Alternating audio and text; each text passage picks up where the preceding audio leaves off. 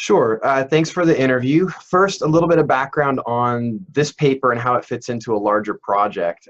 This came out of a larger research project that I was doing that became my first book, which was looking at Argentine-Brazilian relations and the big shift from decades and decades of enduring rivalry to strategic cooperation and regional integration. So how did we get that pivot, and why had previous efforts not worked?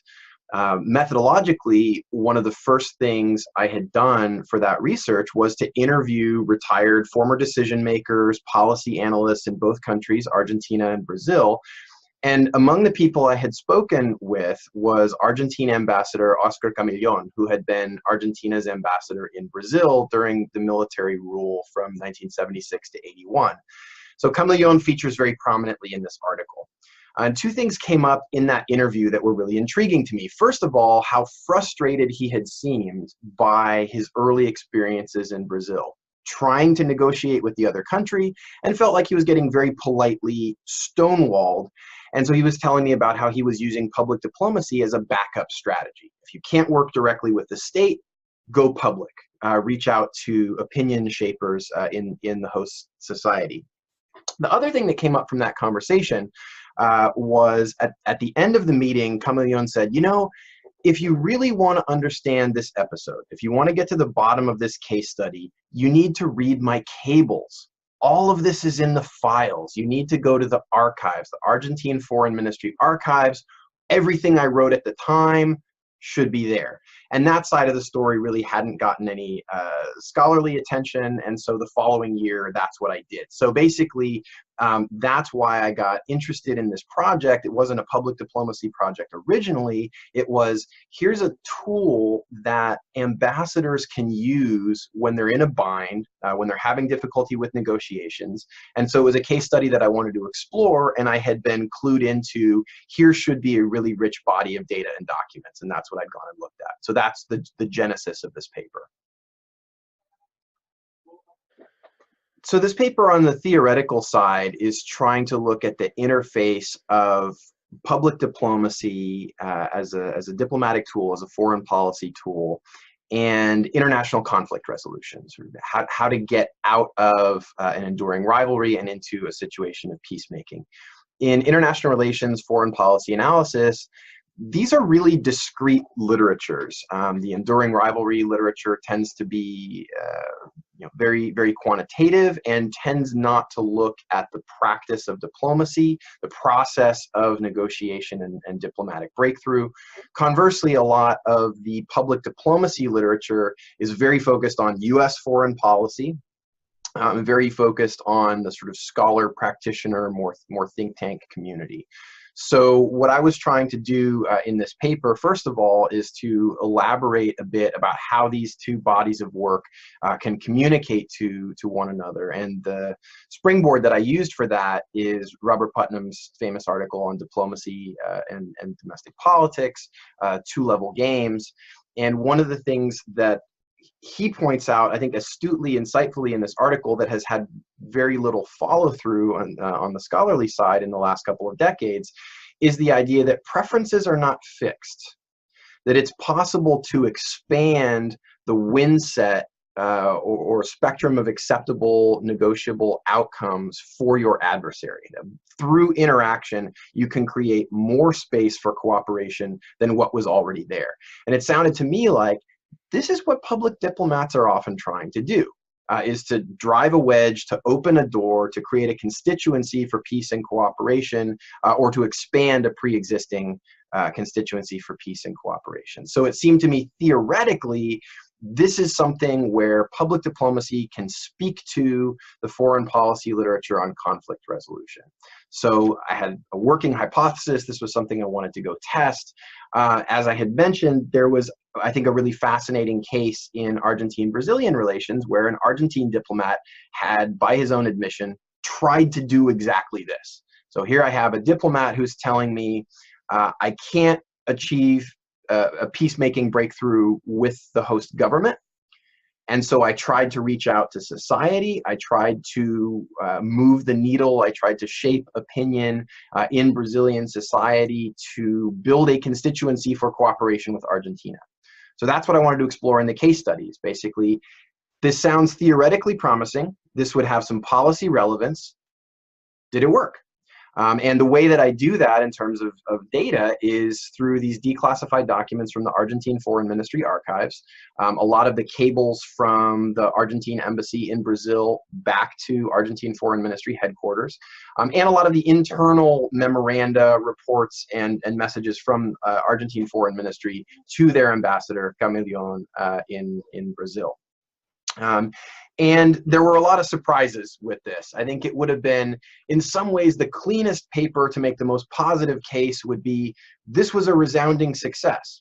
But that's not what the data told me. One of the things when you get into doing archival research is the files tell you things you weren't anticipating. They tell you more than you thought you were going to ask for. So on the one hand, I didn't get a lot of process tracing evidence that this public diplomacy outreach really reshaped Brazilian public opinion.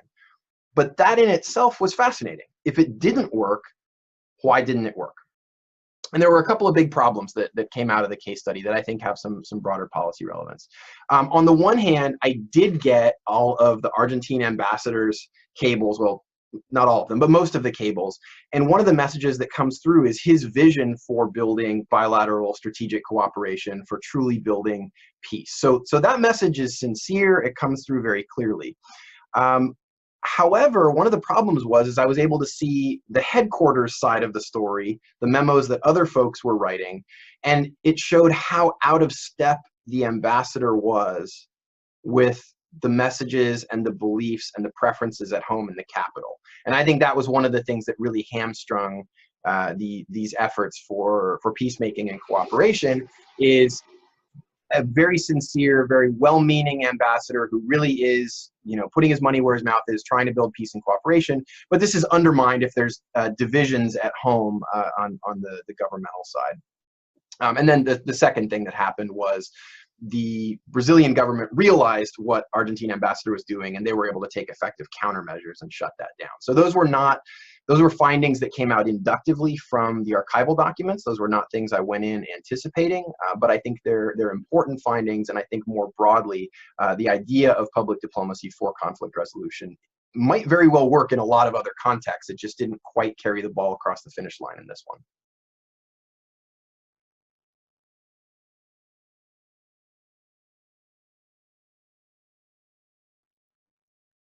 Thank you. That's a great question. I'll give the usual methods caveat on this. This is a single case study.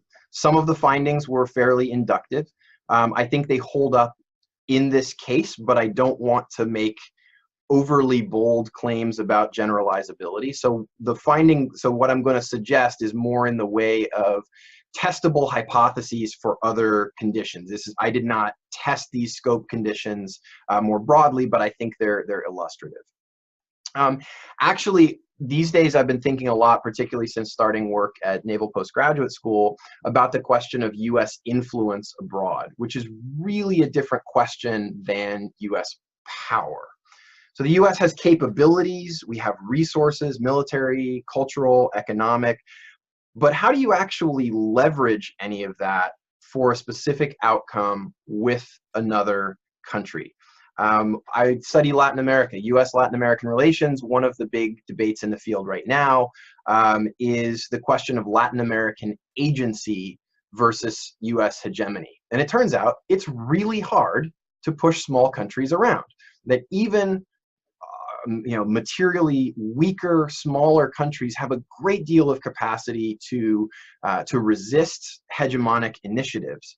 And so Latin American cases are really instructive on that point. Basically, persuasion and influence, this is a two-way street. And in fact, even small countries have ways of leveraging their relations with the United States and exercising disproportionate influence. So the public diplomacy question, this is one channel for how do you go about persuading another country of your way of seeing things, and try to build support for what you might see as something that's in mutual interest. So especially in a situation you're dealing, let's say, with an ally or a would-be ally, you don't want to use coercion. So a lot of your hard power tools, you're taking them off the table. You're trying to negotiate and persuade. One of the lessons from public diplomacy is we need to disaggregate the target country, the host nation, partner nation, call it what you will. But rather than thinking state A versus state B, as often comes up in political science studies, recognizing the diverse array of constituencies and domestic political actors in the other country. So the other country is not a monolith, and public diplomacy is very well poised to take advantage of that.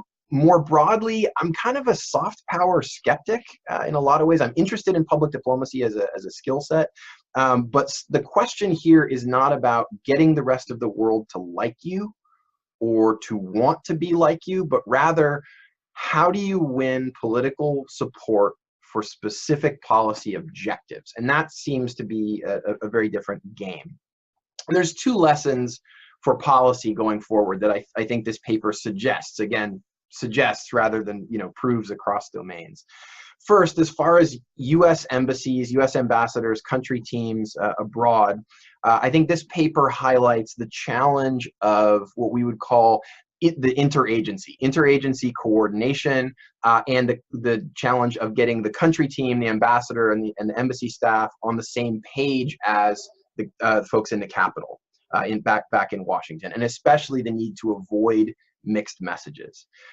This is something that's, I think, usually outside your control as a U.S. ambassador, but it's something that you should have your antenna out and be aware of. It suggests that rather than expending your political capital and taking a lot of risks to build coalitions in a partner nation all the time just because you see an opportunity, rather that can actually backfire or have a really low return on investment if the messages coming out of other agencies and elsewhere in Washington are cross-cutting or undermining the efforts that you want to take in country. Again, that's not something you're going to be able to fix. It might be outside your control. But if you recognize that you're trying to deliver a message about democracy promotion, democratic consolidation, and the language coming out of Congress or the White House or other agencies back in Washington is not sounding those same notes, that this is going to make your job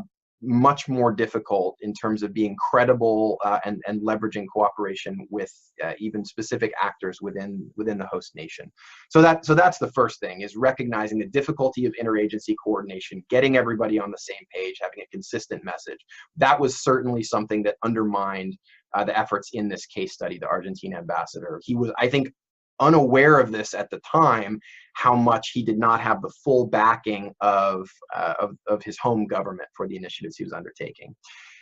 So that's actually kind of a dispiriting finding, right? It says that there are a lot of scope conditions under which public diplomacy might fail or might backfire. So that's kind of a downer. The second finding, though, might be a little more promising. And this is a little bit outside the scope of the paper, but the United States has a big challenge right now in terms of countering what are called foreign influence operations within our own country. And here I think the paper has a slightly brighter message, which is that home governments tend to have the upper hand as far as messaging and persuasion. So there are some international relations literature on ethnic lobbies, whether this be Cuban American, whether it be the so-called Israel lobby. But I think this is really the exception. The idea that there are domestic groups that a foreign power might be able to leverage for their own purposes, that's actually fairly rare, particularly for that to move the needle on policy. And I think it's not for nothing that a lot of foreign influence operations right now in the United States are covert, they're online, they're surreptitious. Because if this stuff was out in the open and it was clearly a case of a foreign power trying to do public diplomacy, persuade the American public that their cause was right and to lobby the US government in favor of a policy change, I think that stuff would crash and burn, primarily because the US government would be able to enter the marketplace of ideas, present its alternative position, and probably win the day. And that also, the case study I'm looking at was from the 1970s. We're not talking about social media, but when the Argentine ambassador is trying to do his public outreach in this case study, trying to build support within Brazil for the Argentine government's way of seeing things in the bilateral relationship, eventually the Brazilian government said, well, we're going to get in on the messaging game too.